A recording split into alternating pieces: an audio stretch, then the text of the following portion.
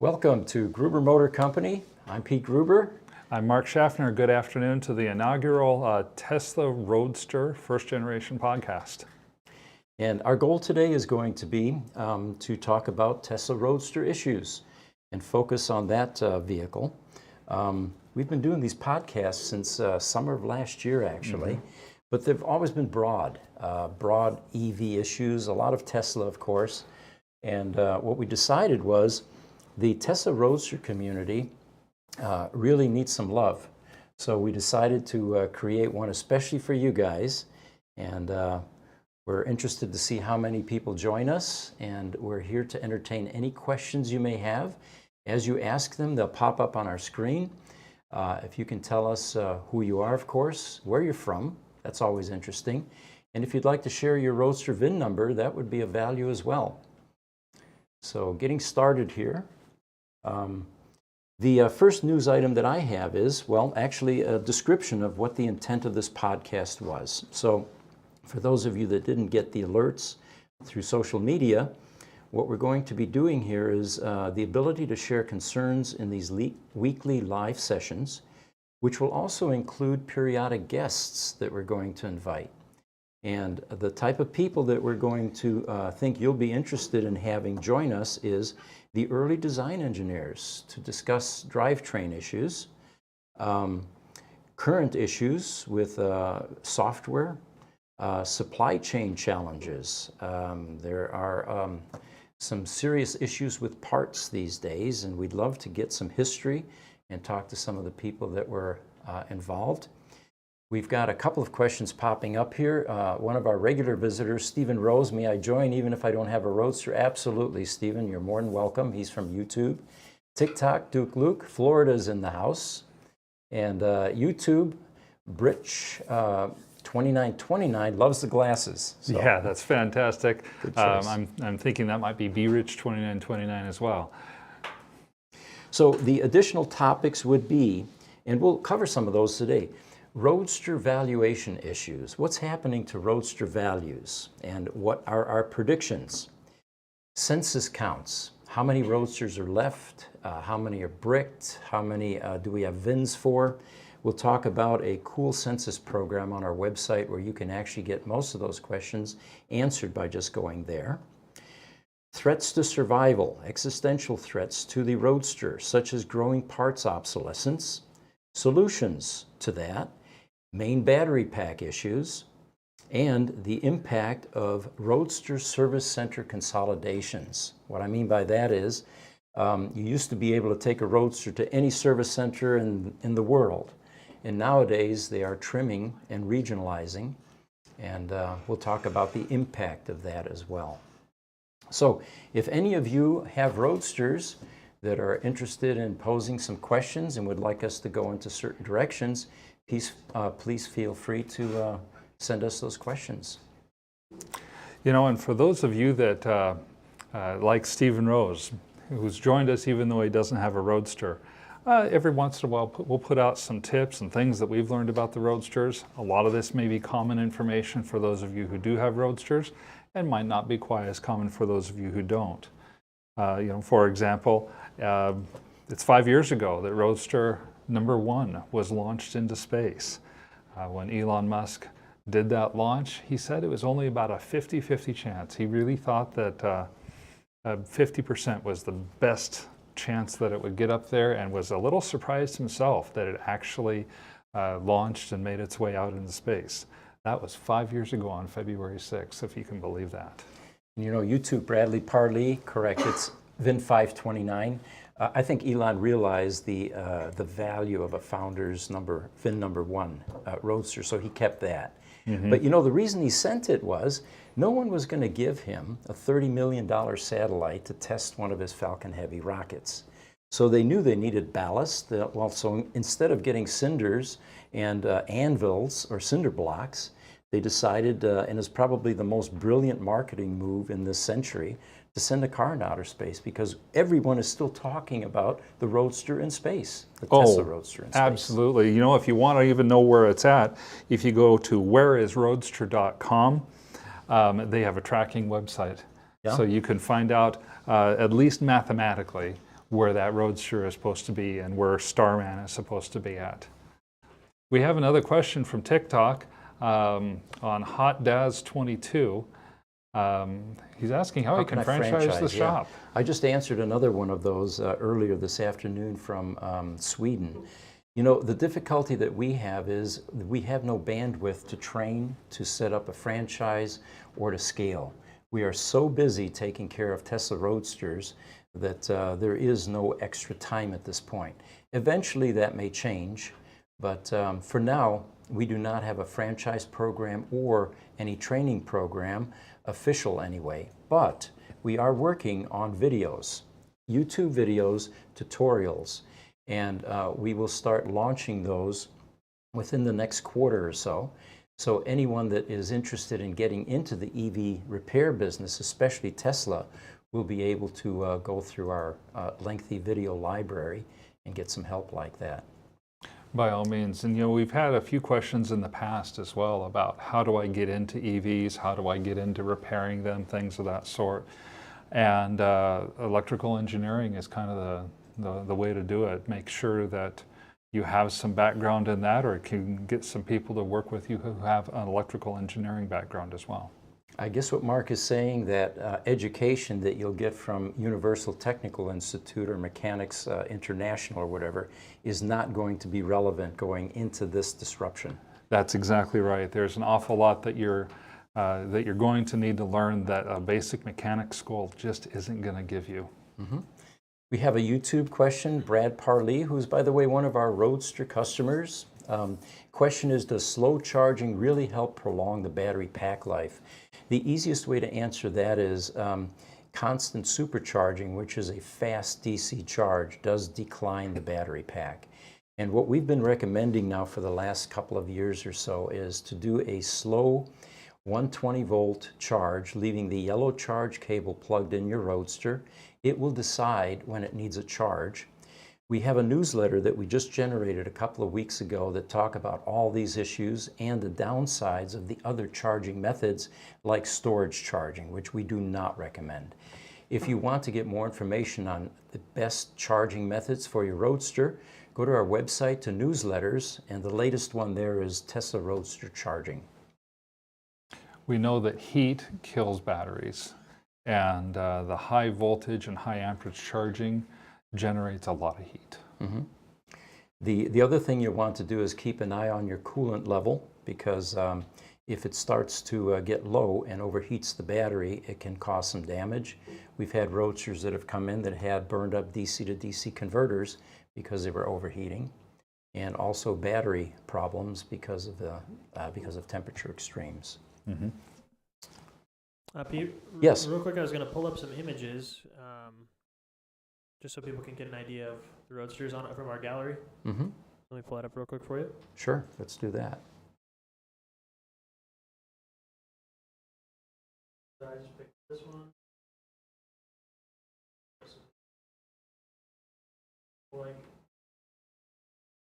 For people like Steve who don't have Fusion red or radiant red? I can't tell from the coloration from where I'm sitting. But red's always nice. While you guys are looking at Roadster pictures, we've got a TikTok question from Hot Days 22.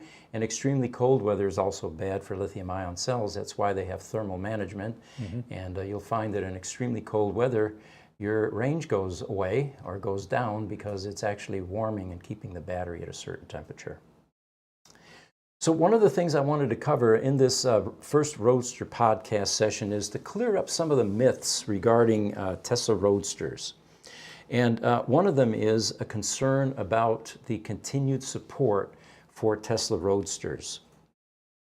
The best way I can answer that is take a look over the last 15 years now, how much Tesla has done for Tesla Roadsters. And let's start with, for example, spending millions of dollars to buy back Roadsters. And what were they buying them for? Well, they were buying them for parts. Now, granted, that really irritates the collectors who are attached to Roadsters, but the problem with Roadsters is there are many parts that are custom, that are no longer available, and are not cost effective to recreate. Things like body panels, for example. So the commitment that Tesla made to spending millions to buy back Roadsters, to fill inventory shelves with parts for Roadsters at the service centers and stuff that you can buy, says to me that there is a powerful commitment there. And it was during a time when Roadster valuation was creeping up and they continued to buy. Yes. I remember the initial Roadsters they bought were around $30,000. They were usually brick cars or something was wrong with them. Or sometimes customers decided, you know, I really want that Model 3 and I want to trade up, which is not uncommon in the car world to trade, you know, to trade up or trade down in that case. Sorry, I didn't mean to say that about Model 3s, did I? So the next thing that I want to talk about is Tesla has no obligation to continue to support the Roadster. It's 15 years, guys. We have been dealing in the critical or working in the critical power world now for 35 to 40 years. In that world, you have uninterruptible power systems and data centers, you have lighting inverters, and the technology as it improves eventually makes product obsolete. So what the manufacturers do is they maintain service and parts for about 5 to 7 years, and then they simply tell customers, you know, this product is end of life. You're not going to be able to continue your service contract as of this date, usually about a year out. And part support will stop, but here's your upgrade option. Get a new UPS, get a bigger UPS, get something that's more state-of-the-art. Tesla could be doing the same thing with a Tesla Roadster, but they're not.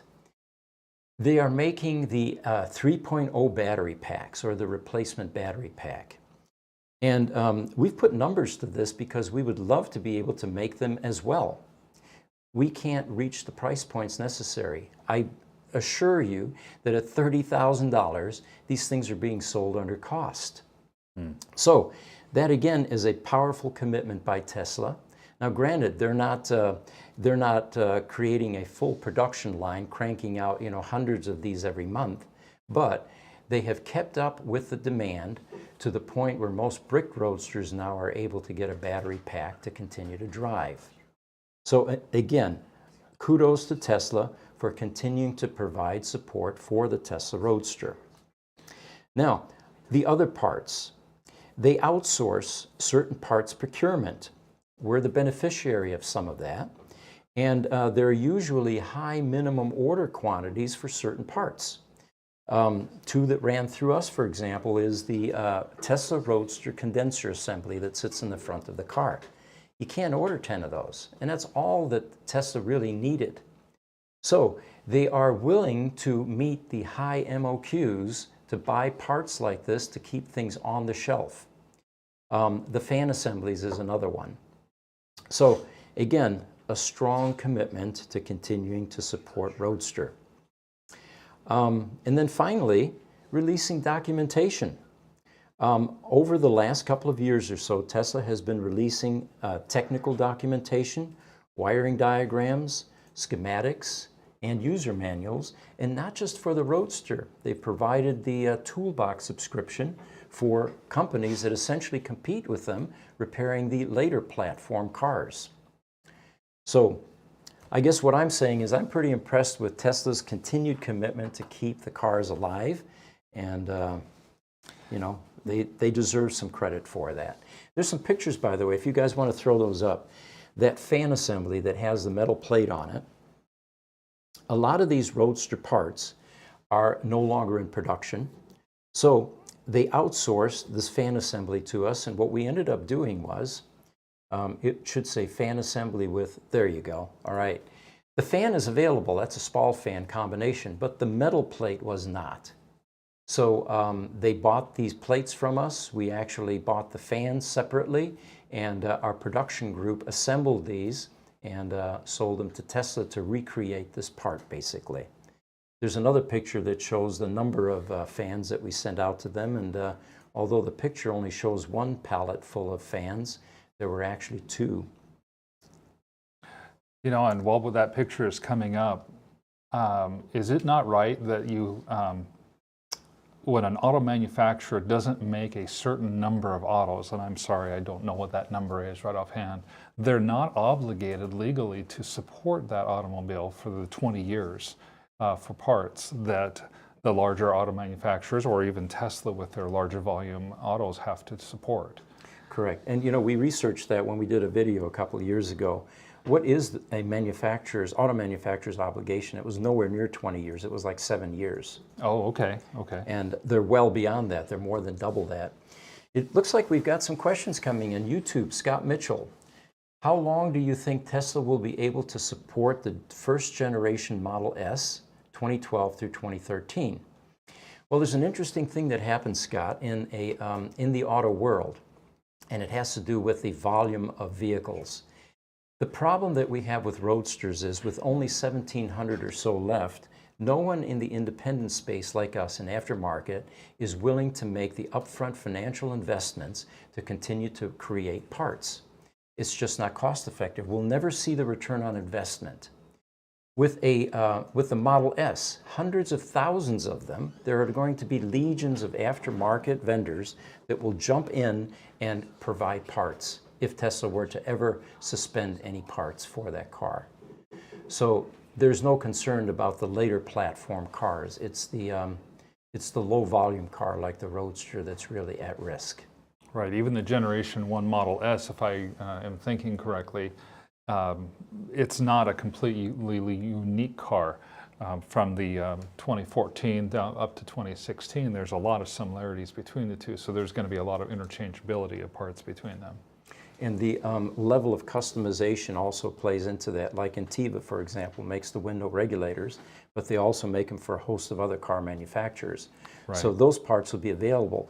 The parts that are in jeopardy are the esoteric parts, like that DC to DC converter in the Tesla Roadster ESS bag.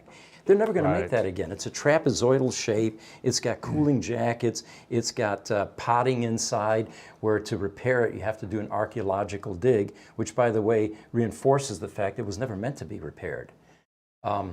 Those are the parts that are going to be a problem in the future. Yes. Now, we continue to repair them, but not every one of them can be repaired. A small percentage eventually falls off, and now we've got a problem. Yes. Oakshade 104 on Instagram is asking us a question. Oakshade, welcome this afternoon. Glad to see that you're on, as I know and recognize you from our Gruber morning show. He said, one time you mentioned a computer language to learn. Was it Linux? The operating system that the Roadster is on is Linux, that's correct. And Perl, spelled P-E-R-L, is the programming language or the scripting language that is used by and large for the software that runs the Roadster. YouTube, we've got a question from Morley X Jam. Hello, my name is James Morley. I live in the south of France. I have Roadster 2.5 Roadster, VIN number 377. Welcome and thank you for alerting us. We appreciate you taking the time in what is late evening in France to be a part of the podcast. Brad Parley is asking, how's it going with the new Roadster shocks? We're that close to having product in-house. And we're still rebuilding shocks, of course, but we do have a vendor selected that is going to make a shock for the Roadster, specifically for the Roadster. And we're close.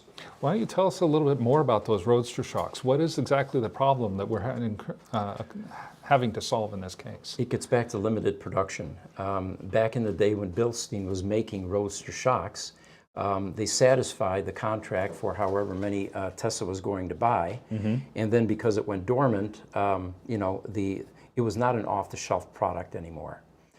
If it was a product that was able to be used in other cars, like the Lotuses and the Lotus Elise, right, that would be a completely different story. But that's what happens when you have parts that are low volume production. They eventually go into obscurity, and it's going to be difficult to get them remade by the original vendor. Right, and if I remember right, I remember having a conversation with you about this, and we went back to them to see if they could re-up their manufacturing process for these shocks, and didn't they say they don't even have the equipment to make them anymore? They don't have the specs anymore. They don't. Yeah, and some of the people that were on that project retired. And, okay. Yeah, it's quite common actually. We run into the same problem with the electronics. Yeah, all too common. I remember one conversation with Chroma about 3-4 years ago when I was trying to get the power electronics module rebuilt. And they said, well, we can do it. Problem is, though, it's going to be about $2 to $2.5 million to restart the production line, and it is proprietary, so we can't sell it to you because it belongs to Tesla. Now, we could have gotten around that if we had, as a procurement partner, bought them for us and Tesla, but nobody wants to spend $2.5 million to restart an assembly line for a product like that.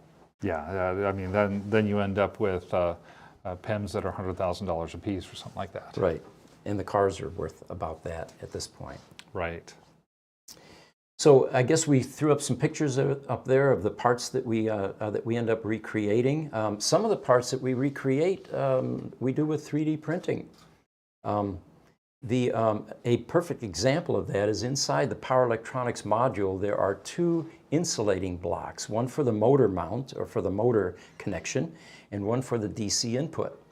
They're black ABS plastic. As the years go by, they become brittle as they age. They almost turn into Bakelite. Do you guys remember Bakelite? Maybe you're not, old enough. When you dropped something that was made with Bakelite, it would shatter. It would break. We're talking about the 50s and 60s in the last century. But anyway, they get brittle, they break, and the molds are long gone. There were a number of Tesla Roadster parts that just fell into oblivion. And, there are a number of speculations and reasons for that, but whatever the reality is, that the molds are no longer available. Now, we could have molds remade. We looked into that with the ESS pack sheet clamshells, but it's incredibly expensive. And again, the return on investment isn't there. So one of our gurus here internally started 3D printing those two parts. And we actually improved on the design. Instead of putting self-tapping screws into plastic, we actually put brass pen nuts inside the plastic during the 3D print process. The other thing we ended up doing was, the reason these were breaking on the motor block was there's a square nut that is loose in the plastic that captures all of that torquing that you have to do with like 0-aught cables. And you have to do that every year because a Tesla Roadster needs an annual PM. And you have to take the PEM out to do that. Well, eventually, these square nuts provide so much pressure on the plastic that it just breaks the plastic apart.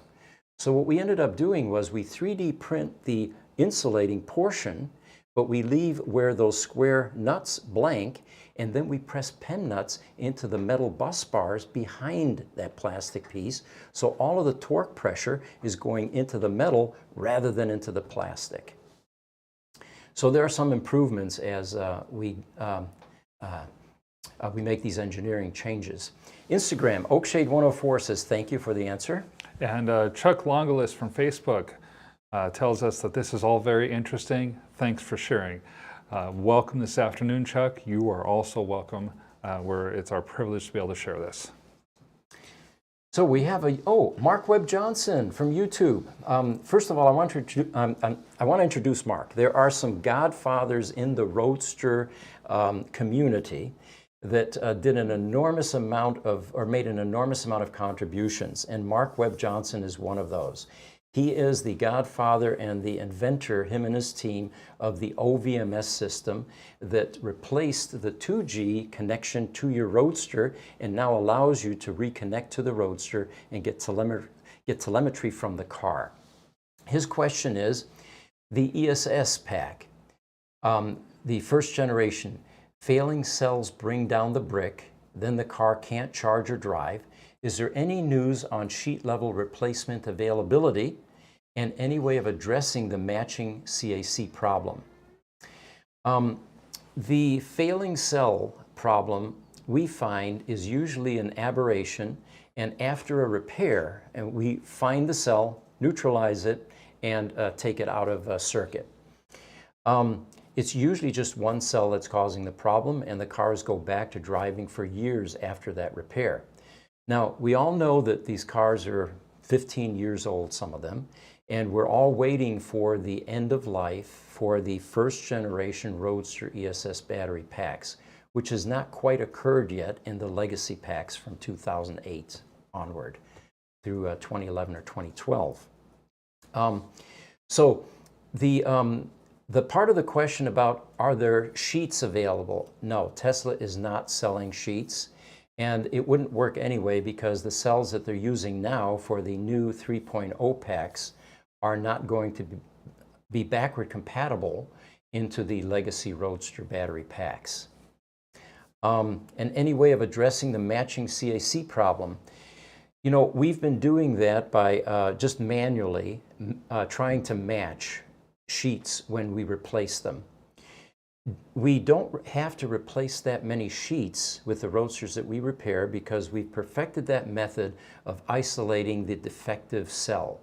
And once we get rid of that, and if the car arrives in our service center within a reasonable time frame, we're talking about 3 to 6 months, we are able to isolate and remove that cell from circuit.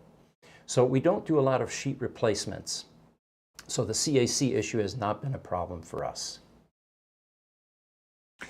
Rick Evans from YouTube asks if we will be making a video on how to change the coolant and the brake fluid, or is there a manual for that sort of thing? I'm not aware of a Tesla Roadster manual that shows you how to do a coolant flush or a brake fluid flush. And by the way, those of you in the audience, this is collaborative. If any of you have information, please share it and we will disseminate it as you share it with us. But the other part of the answer is yes, we will be doing tutorials for all of those things. By all means. YouTube, Gary Hoffman. Thumbs up, good casting, gentlemen. Thank you, Gary. Thank you, Gary. So I have an image I want to throw up there to dispel yet another Tesla myth, and it's the service center email. It's easy to become pessimistic about Tesla and the Roadster. But one of the myths is that Tesla doesn't care about the Roadster. They don't care about the Roadster customers. So I want to show you an email that we just received yesterday with the local Tesla service center here in Tempe.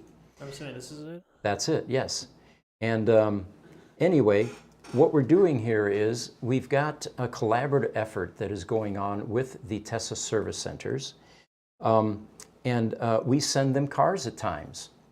So what the service manager is saying, the best method of contact is to get hold of myself or Jack via email. But then he says, we look forward to having another Tesla Roadster at our service center. So, you know, it's not all doom and gloom. They do like Tesla Roadsters. From here, we should probably go into the service center consolidation.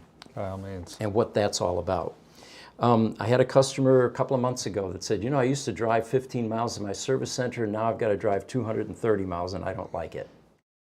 What Tesla is doing, because the skill level for Roadsters continues to decline at the service center level, is they're regionalizing and making sure that the service centers that have Tesla Roadster skills are the ones that are accepting Tesla Roadsters.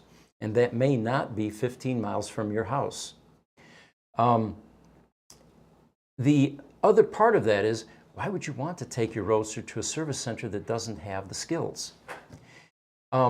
Tesla has also been flying people around, Roadster experts, to various service centers as needed.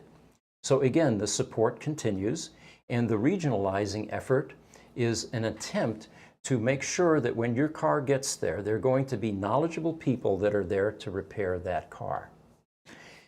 What I predict is that eventually Tesla is going to outsource Roadster service business. And it seems like a natural progression. There may be things that continue to be serviced at the service center, but things like the work that we do, battery recovery and going inside the electronics and repairing down to component level or repairing the packs, is going to be done by companies like us, because they can't do this type of work at the service center level. They're not equipped, they don't have the skill level, they don't have the equipment, they don't have the electronics lab. So they already are to some degree outsourcing that kind of work and giving customers an option. So instead of just one option fits all, your pack is bad, it's a $30,000 replacement, at times they refer companies like us that are able to repair down to component level and fix that car for substantially less. Now, I know that there's a number of things that when we hear them, we'll share them with yourself, with the community, and we hear from customers. The regionalization of these Tesla service centers is one of those types of things. It's customers that have told us, hey, I can't take my Roadster to Scottsdale anymore, for example. Only the Tempe service center in the Metro Phoenix area is accepting Roadsters any longer. I've heard the same thing in Southern California, that there's been some regionalization going on. I think it makes a lot of sense because you're going to want to take your Roadster to the place where the experts are at. And sometimes they're moving people along with those service center selections or that regionalization. So if there's a Roadster expert and that particular service center will no longer accept them, then they make an offer to that employee to relocate to that other service center. Yes, definitely. YouTube, Mark Webb Johnson asks another question or says, thanks, great news that your experience with the individual cell fix is lasting for years. Oh, you're welcome, Mark. So getting back to team effort, we have a situation at a Tesla service center right now where there is a battery pack question as to whether it needs to be replaced or whether it can be repaired. Tesla cannot send or provide log file information from a customer's car to an independent service organization like us without the customer's permission. So what we typically do is make sure that the customer gives them that permission, and now what we're able to do is make an assessment. Does that pack really need to have a $30,000 battery replacement, or is it eligible for our recovery method? And the only way to tell that is with a log file that tells us precisely what's going on underneath the hood, which bricks are complaining, and what the levels are, what the voltage levels are. On YouTube, C. Stone makes a comment, would never have thought Bezos was running a Tesla podcast. Jeff, what are you doing? Now, Well, thank you. Now, Pete, you look completely different than Jeff Bezos because you have glasses on. Okay, all right. Interesting. Also on YouTube, Rick Evans is responding back to us again. Rick Evans says, I have number 1264, 3.0 Sport.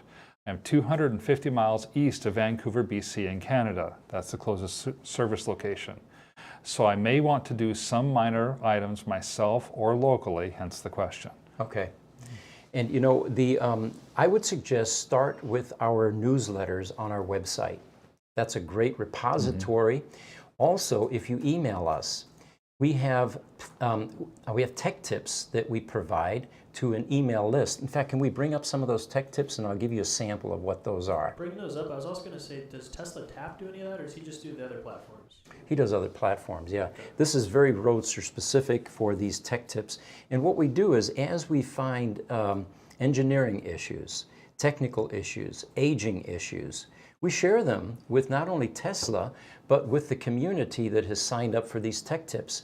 Now here's a low-tech tech tip, which is get rid of that locking lug nut on your Tesla Roadster, because not if, but when it breaks, you're going to be in a world of hurt because it's the most inopportune time. You're going to have a flat tire eventually, and they're going to try to take that wheel off, and your locking key is broken.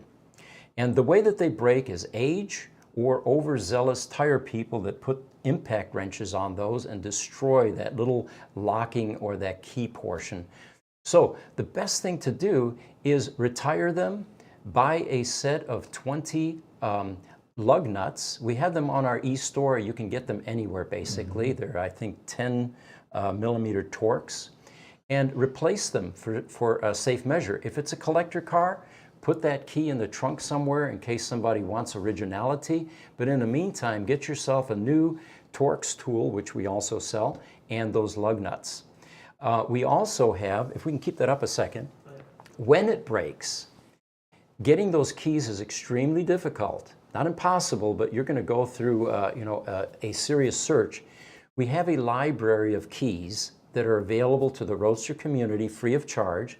Send us a picture of your broken one, and we will send you the replacement to use to get your wheel off. And yeah, there's a better blow-up picture of all the keys that we've collected. And if you want to donate your key to the community, and if it's one that we don't have, we would appreciate that as well. because we share those. Now there's another tech tip which is a bit more technical. And again, you can sign up for these tech tips by emailing us at ev@gruber.com and just tell us what VIN you have and that you'd like to sign up for the tech tip program. By the way, the tech tips, the first one we did was the IGBT insulating material. That was like 2014. We're the first ones that seem to have noticed that the insulators on the transistors are getting brittle, corroding, and crumbling, which is shorting transistors. You got 400 volts on the case of that transistor, that IGBT. You wanted to show this one, the power service? Yes, yep. Okay. So here's another tech tip. This one shows the fan connector and the type of the engineering change we make to that connector after we replace it to prevent pin regress. This is a part that's in the PIM on the CIC board that controls the cooling fan that's underneath the power electronics module. It is an undersized connector. It doesn't have sufficient amperage capacity, and it gets even worse. Every preventive maintenance that they do, or every annual, as those pins eventually get pushed into the connector further and further, and you have less metal-to-metal contact, and eventually it overheats and then it burns up the connector. In advanced cases, it burns the connector and also burns the board, which now we're in a world of hurt because that's a multi-layer board and it's not easy to repair the etches or traces on that once you have something that burns on it. So it's a good proactive measure to resolve. This is part of what we do during a PIM upgrade and rebuild, which, by the way, is about 50 components and engineering issues that we resolve in your power electronics module. The PIMs they have deferred maintenance. They have components that wear with age, whether you're using the car or not. Electrolytic capacitors are a prime example of that. They are going to deteriorate whether you're driving the car or not because they have basically a shelf life. If you're curious about the deferred maintenance in your power electronics module, again, go to our website to services and you'll see PIM upgrade and rebuild, and it will show you in great detail all of the things that we rebuild, replace, and resolve in that power electronics module. But that tech tip you see there gets shared with Tesla and with the Roadster community if you're on the subscription list. I think it's worth mentioning again about Gruber Power Services too, to make sure that everyone understands clearly. We've been in the business for 35 years. An uninterruptible power supply has the same type of power electronics as the Tesla Roadster has. And so that's how we got into the Tesla Roadster business in the first place. One of our depot manager at the time came to us and basically said, look, what you're doing in the critical power space is exactly what happens over here in the hybrid car and the electric car space, just that the power goes to a set of wheels on a car and it goes to an office and a UPS. As soon as we realized that, we began doing the work on it, and a lot of these same issues that we're seeing and have seen for years now with Roadsters are issues that we were seeing when we would go and rebuild power modules for our UPSs. In the critical power world, for example, where uptime is very important, we're talking about co-locations, large data centers, companies can zero downtime is preferred. They actually proactively change caps every 8 years. And we recommend the same thing is done with the Tesla Roadster or any of the Tesla vehicles. It's an interesting thing. The Tesla, the later platform Teslas also have capacitors in that circular inverter. They haven't gone bad yet, but oh, I didn't know yeah, that. in that Model S inverter, and it's a bank of capacitor times 3. Those will eventually fail, and we'll have the same upgrade, services that we'll provide for those. Yes, we will. So Jesse is pointing at the, all right, what do we, that is the newsletter section. And you can see the latest one is how to charge your Tesla Roadster, how to get your CAC value. And then it goes on and on. These are very informative, and they were created out of questions that came to us that we collected and found the most common frequently asked questions ended up being a newsletter. Yeah, I just wanted to show that for the audience. So and this is all Tesla Roadster specific. Morley Jam on YouTube has a follow-up question for us. He asks, is there a way to control battery or PEM health with files from the USB slot? Unfortunately, not. The battery you can see, yes, definitely. But with the PEM, there is nothing being fed into the log files that would give you any clue as to deterioration in contactors, capacitors, the insulating material. In the battery, though, that's a different story. But usually you will see performance changes with the battery in conjunction with being able to see it in the log file. The reason we get log files is it pinpoints us directly to and it isolates the sheet and even the brick that is having the problem and what kind of problem. To give you an example, if you have a resistive cell in one of the bricks, and there are 99 bricks in a Tesla ESS pack, the symptom is going to be declining range. Every time you charge the car, you're going to lose a few miles. Sometimes you lose 10 and 15 and 20 miles if it's an advanced case. There is nothing you can do other than get it to a shop like ours as quickly as possible, because if that voltage in that brick gets below 2 volts and it hovers there too long, now your 68 other cells that are not resistive in that brick are going to start to die, and now you need a sheet. So with the battery, yes, there are ways in the log file to give you an early indication something that may be going awry. But again, the other alert is going to be reduced mileage. And the reason it works that way, by the way, for safety reasons, the Tesla Roadster only allows a charge to the lowest brick level, because if you overcharge a lithium-ion cell, it will catch fire. We found that out the hard way in 2017 when we lost the building with 7 Roadsters. We were overcharging one of those 1,000-pound battery packs, and it happens fairly quickly. So Tesla goes to extra lengths to prevent any kind of overcharging of resistive cells or bricks that are not living up to a certain voltage level.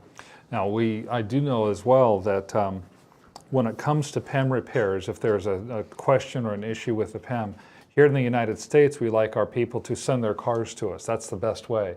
But there have been a few instances where PEMs have come to us from Europe. If I remember right, we've had Hungary and, what is it, Austria? Japan, Austria, Germany, Belgium, France, yeah. So it's... And Asia as well. Yeah, we've had Hong Kong and Asia. Japan. So people will package the PEM and send it to us. We have a couple of cars that we use as test mules. So when we do the rebuild on the PEM, we're able to test out the rebuild, make sure that everything is working properly before we send it back. And then we're able to send back a successfully rebuilt PEM to all areas of the world. There are a couple of reasons that we don't like to separate the PEM from the cars. One of them is they're not easy to take out, and it requires a bit of skill. The second one is there's a potential for shipping damage, or the shipper loses it. Now you've got a car that's dead.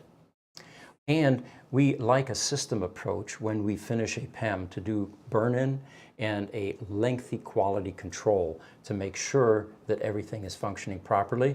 And generally, during a PEM rebuild, there are many other deferred maintenance items in a Tesla Roadster that can be addressed at that time. So stateside, it's a much better program to have you ship us the car and let us do the whole job with the car. By all means. And I know there have been at least a couple of cases where we've received cars from Europe. One came on a clipper ship, in fact, if I remember right. And that one, I think, is still over in the Tempe Service Center. It's at the Tempe Service Center getting its 3.0 upgrade, and it was a car that had gone around the world over a decade ago, emission-free transportation. They put it in a museum in Munich for a year. The staff there kept it charged. And then they asked for an extension, a 6-month extension, and the owner said, okay, seems like a good idea, since they had hundreds of thousands of visitors that saw and loved this car, the Tesla Roadster. Well, the second team didn't charge it properly and it got bricked. So the owner decided to send it to us, and to keep with that emissions-free transportation method, he actually found a clipper ship that had an empty cargo from Hamburg, Germany to Miami, and it went down into the hold of this clipper ship. It got stuck outside of Cuba for 2 weeks because the winds weren't favorable. That's so correct. This was truly an unmotorized, emission-free ship, and eventually ended up in Miami. Now, sad though, the trip from Miami to Phoenix was with a diesel truck. There was no Tesla Semi available at that point to do the final leg of that trip. So in order to get the car here, we ended up compromising that. But it will eventually have a 3.0 battery pack, and the owner of that car is going to continue to do emission-free round-the-world travels. Mikey P. from TikTok asked us a question. First, good afternoon, Mikey, and welcome. Isn't it true when a Tesla catches on fire that it's impossible to put out? Well, it's not impossible, but the first responders are getting much better training now on how to handle these fires. There was a fire 2 weeks ago here in Scottsdale. Channel 12 News called us up and said, we want to get an interview with you guys since you're Tesla experts. And I looked at the pictures of the car. It ran into a building, caught fire. It was a Model X, and I saw foam everywhere. Well, foam isn't what you put on these types of fires. It requires copious amounts of water because you have to cool down that battery. And it may take 24 hours of water to get it sufficiently cooled. So it can be put out, but it is very difficult, I guess, is the upshot. It definitely is. If I remember right, lithium-ion fires are as much a chemical reaction that produces its own oxygen as anything else. And that's one of the things that makes it so difficult. I do remember after the 2017 fire talking to a technician who said, yeah, about the best thing you can do with a 1,000-pound battery if it catches fire is find a swimming pool. Yeah, exactly. Drop it in the swimming pool. There's a legend that Tesla, during the early days of developing the ESS pack, the 1,000-pound cube that goes in a Roadster, suspended it over a swimming pool or a vat of water for safety. If anyone can corroborate that for us, we'd love to get the rest of that story. We have a question from TikTok. Peterbilt 1000RR. Is there any self-charging technology in the works, like using a small eco-friendly genset on board? Not to my knowledge, although it's reminiscent of the T0, which was developed in 1997. They made 3 of them. It was the EV sports car that started the EV revolution, inspired Martin Eberhard and Mark Tarpenning, and eventually Elon to start Tesla. It was towing a Honda generator behind the car because it only had 80 miles range. There were no charging stations back then, and when you ran out of juice, it was your only way to get home. The next follow-up to that is from TikTok, Gary Malik. He says, why did you guys get into this? Oh, wait a minute. No, there was another one, Mikey P. We'll get to you in a second, Gary. I believe the brakes recharge batteries on the Plaid. Yes, and brake recharging or regenerative recharging definitely is a thing. That's with all electric vehicles pretty much. It helps to add to the efficiency. You probably have heard of the term one-pedal driving before. That simply refers to the regenerative braking that is putting battery charge back into the battery as the car slows down, and it acts as a secondary brake. Tesla Roadsters have that as well. By the way, the T0 in 1997 was way ahead of its time. It had regen braking, not just regen braking, but variable regen braking. I remember driving that car, and if you went to the maximum regen, when you did one-pedal driving and you went off the accelerator, you were braking pretty hard and fast.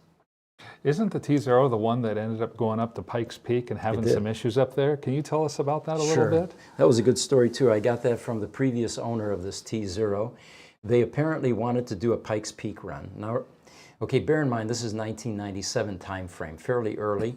They took this car to Laguna Seca also, by the way, and started embarrassing Lamborghinis and Ferraris because it had a 0 to 60 in 4 seconds.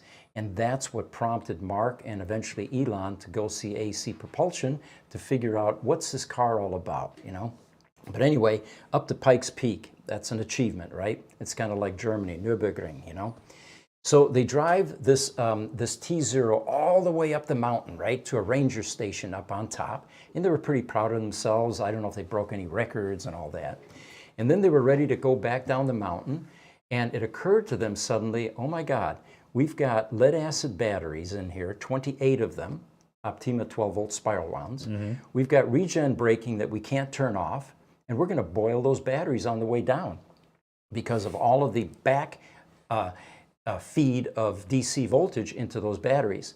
So they actually spent 2.5 hours up on top of the mountain there by the ranger station in a parking lot, driving that in a circular fashion to kill enough energy so that they could get back down the mountain.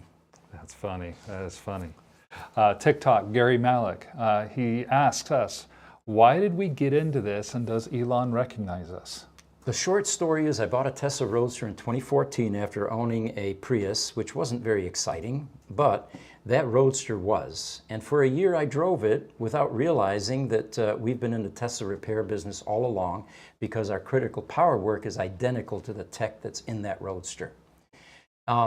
So that's what got us into this. We hired a guy. Within 2 months or so, we had our first customer from the Bay Area. And instead of a $10,000 PEM replacement at the service center, we said, ship it to us, we'll fix it. We fixed it, rebuilt it for $2,300, and the word spread quickly. Hey, there's an alternative to Tesla for these kinds of electronic repairs. Now, the other part of the question is, does Elon recognize us? I've talked to Elon a few times, and yeah, he knows who we are.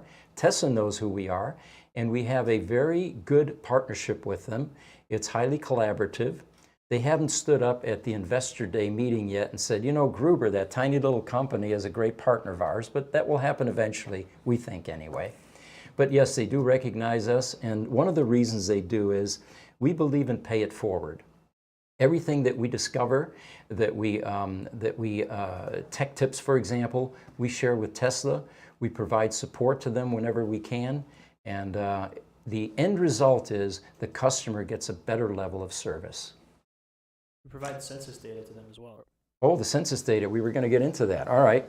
So if you go to our website, if you're curious, how many Roadsters are left? That question had been asked for years, and finally a couple of years ago we said, you know what, let's just put a census program out on our website. Let's let the owners feed information to the census program so we know where they are, how many are left, where the colors are, because everybody's always asking, how many lightning greens were they made? How many very orange?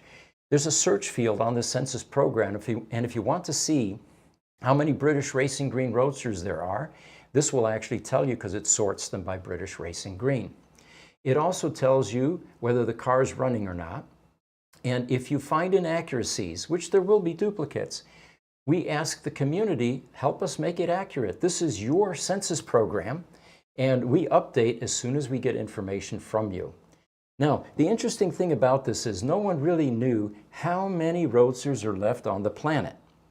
According to the census program, we have 1,566 Roadsters with VINs recorded in this database.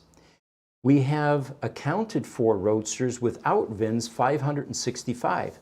So we're over 2,000, just slightly over 2,000, which is pretty remarkable when only 2,400 were made. Absolutely. Big Perm gives a response back to Gary Malik about the question regarding Elon recognizing us. And Big Perm is correct. Elon kind of has to. It says we're the biggest repair shop. I'm not sure I would say that we're the biggest repair shop, but we've made enough waves in the community that Elon definitely recognizes us. I know that you have spoken with Elon directly on a couple of occasions as well. And you know, it's not just Elon. I mean, there are a number of upper management people that are very interested in continuing support, again, for the Tesla Roadster. I know I'm beating that horse, but the commitment is there, guys, and we're in contact with many of the Tesla people and the ones that have retired or gone on to other things as well.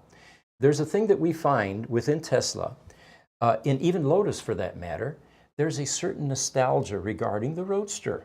You know, Lotus very much feels like they are part of the EV revolution because of the initial work that they did with Tesla, proudly developing the Tesla Roadster. The majority of ex-Tesla people we talk to are very interested and concerned about keeping the Roadster alive because it was what they cut their teeth on. It's where they developed their skills. It was their baby, basically. I've heard that said a number of times, and they usually look at us and say, Gruber, you're doing God's work. BRich2929 YouTube has a follow-up question for us again. He says, you guys at Gruber are doing a wonderful thing for the EV world on the Tesla side especially. Thank you for the compliment. His question is, do you or will you do this same kind of work on other manufacturers' EVs in the future? You know, it's a fair question, and the way to answer that is we started with the other stuff because we didn't have enough business to keep us busy with Tesla Roadsters. So we worked on Chevy Volts, Priuses, the Ford Fusion. We worked on basically EVs. What we finally realized is in order to be very good at anything, you have to get laser focused. And that's why we ended up with the Tesla Roadster and then the later platform like the Model S.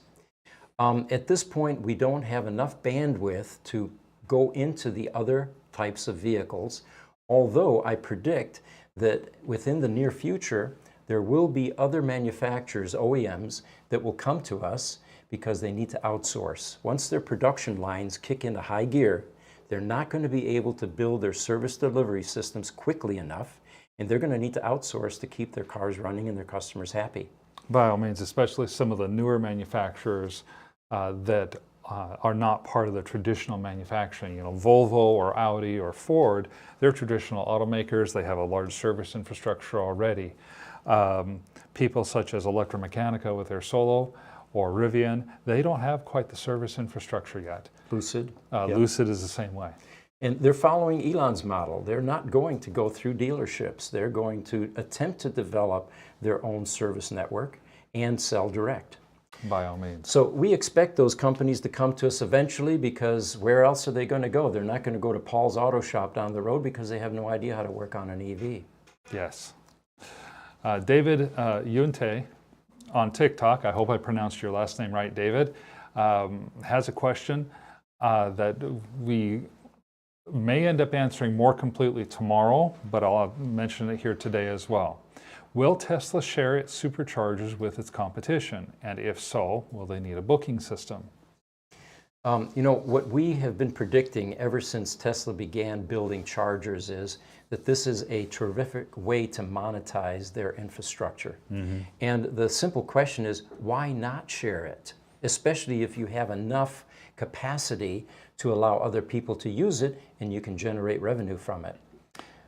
It has also been in the news in the last 2 weeks that there are a select number of charging systems in New York and California to start with that have the CCS charging adapter built into the charging stations, and people who have non-Tesla vehicles are willing to download the app and put in their card information so they can pay for charging, are able to use those chargers for their non-Tesla vehicles.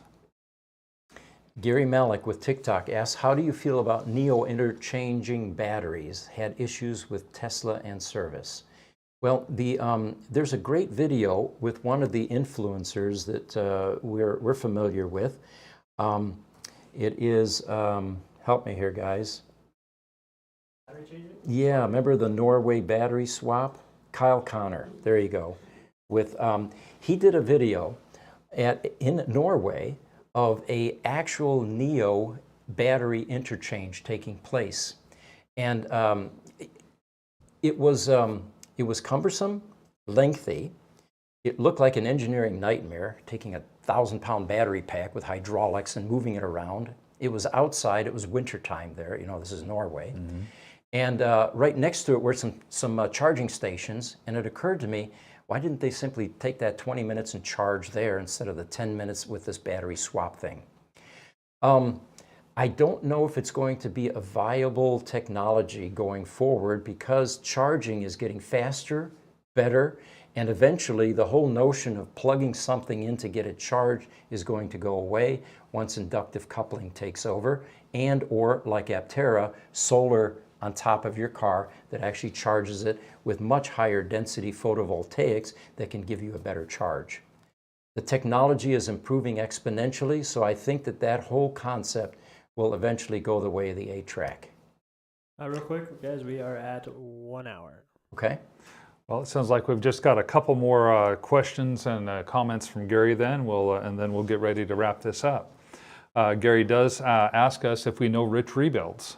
Yeah, we know Rich Benoit. He knows us. Rich You know, I like his videos. He is the P.T. Barnum of the EV industry.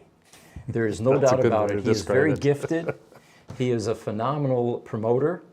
And what he did with Dolores, that flood-damaged Model S, was an inspiration. We never got that far. I mean, he's willing to tackle a car that's got mold growing on the headrests with water damage. But my hat's off to him. He's done a great job of building his business, his reputation, and has some very talented people working for him. Yes, and Gary does also say that Roadster set the bar, and I couldn't agree more with Gary on that one.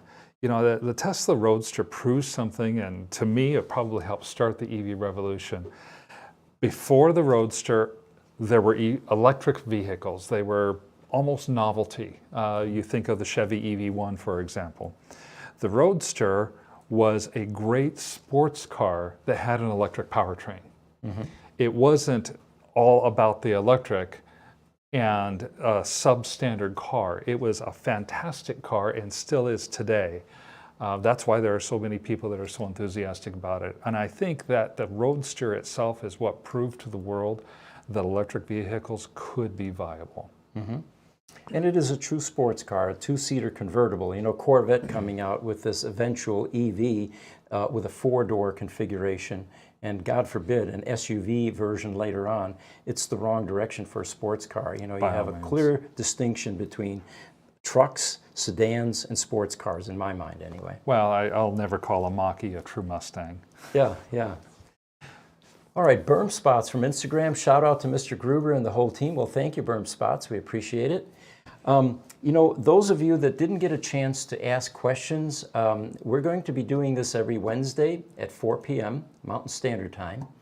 And we look for your support and your participation, and we'll do our best to answer your questions. And I hope you enjoyed it as much as we did. Absolutely. We'll be back in the morning as well. We'll be back in the morning. And in the morning, by the way, Tuesdays and Thursdays, 8:30 a.m., we have a broader EV podcast discussion. And this is where people come in with different questions, with different platforms, and but heavy Tesla as well. Yes, look forward to seeing everybody 8:30 a.m. Mountain Standard Time tomorrow. And thank you guys for participating in the inaugural podcast. You guys made it successful. Thank you. We'll see you next week.